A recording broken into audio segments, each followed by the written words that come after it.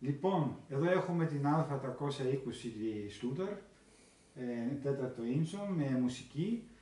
Και βλέπετε εδώ τώρα ακούμε μουσική και μπορούμε να κάνουμε αυτή τη μηχανή, αυτό το λεγόμενο one hand queuing, ψάχνουμε δηλαδή με την ταινία να παρκάρουμε τη μουσική, ύστερα να την αποθηκευτήσουμε εδώ πέρα στο lock 1 ας πούμε, και πάω τώρα εγώ εδώ μπροστά και βάζω τη μουσική και όμως μπορώ πάλι να παρκάρω ακριβώς στο ίδιο σημείο πάλι και να κάνω pre-select το play, να πάει πάλι στην ίδια, να παρκάρει εκεί που το ήθελα.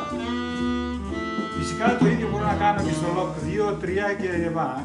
Το άλλο είναι πάλι την άλλη φορά που έχω πατήσει το play, είναι εδώ φερρυπίν, μπορώ να πάω πάλι να το παίξω στο lock start και πάει αυτό, αναβοσβήνει το play και πάνω πάλι ακριβώς εκεί πέρα. Ύστερα έχουμε μια άλλη πιθανότητα, το rollback, πάει 15 δευτερόλεπτα πίσω και πάει πάλι στο play. Επίσης μπορώ να κάνω και με το shuttle εδώ να ψάχνω, όχι μόνο με το χέρι εδώ πέρα έτσι.